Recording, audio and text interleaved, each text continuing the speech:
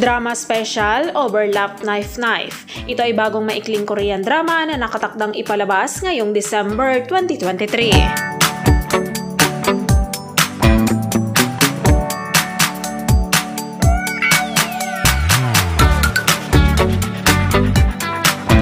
Drama Special Overlap Knife Knife ay tungkol sa dalawang tao na nagsisikap na protektahan ang kanilang mga mahal sa buhay at nauwi sa paglalakbay pabalik sa nakaraan.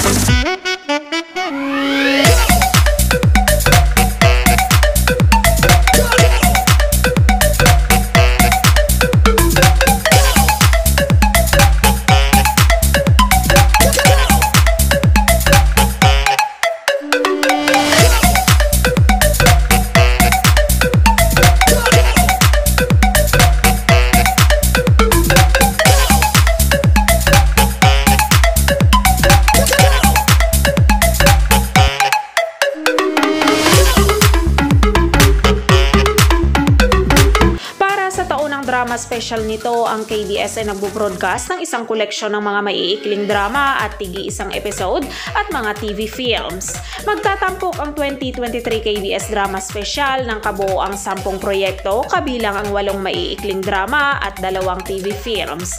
Ang huling maikling drama na Overlap Knife Knife ay nakatakdang ipalabas sa Disyembre, kasama nito ang 2 TV films.